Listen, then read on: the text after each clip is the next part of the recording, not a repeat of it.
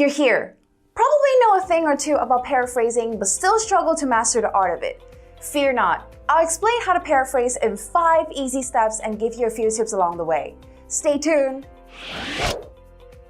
Hi, I'm Jessica from Scribber, and we're here to help you achieve your academic goals. And in this video, we'll be talking about paraphrasing. So, what is paraphrasing?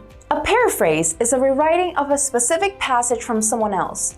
It's done in your own words, without changing the original meaning and also not removing any information.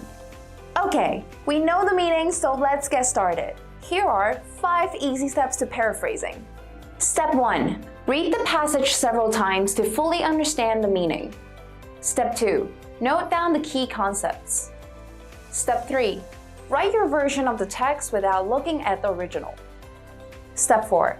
Compare your paraphrase text with the original one, and if you find phrases too similar, make changes.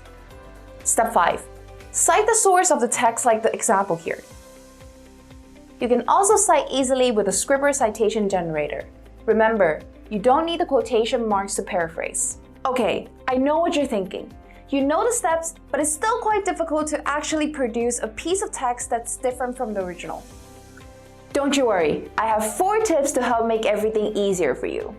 Whenever you see this little pause button, it's there to remind you if you ever need more time to read through the examples, you can pause and take your time. Tip number 1. Start your first sentence at a different point from the original source. Tip number 2. Use synonyms. Make use of the thesaurus if you can't think of any synonyms. Tip number 3. Change the sentence structure. Try using passive voice if the original text used active, and vice versa. Final tip. Break long sentences into smaller sentences, or combine sentences into a longer one. In this example, you can see we've applied the 4 tips. First, we introduce the context followed by the last part of the original sentence, which is the expectations of creators, regulators, and users. We also use quite a few synonyms, such as exposed a critical turning point, made it apparent, outpaces, rapidly eclipsed, power, immense influence. Third, we change from active to passive voice. Technology outpaces what users, regulators, or even its creators expected.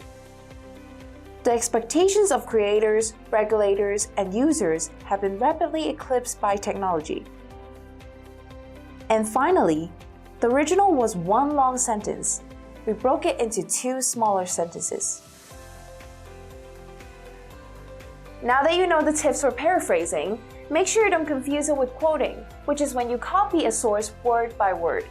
Naturally, you should end up paraphrasing most of the information you found instead of quoting if you have done your research thoroughly, which is ultimately a better solution since it shows that you have digested your text, your paper will have a much better flow, plus your voice will remain dominant throughout the paper.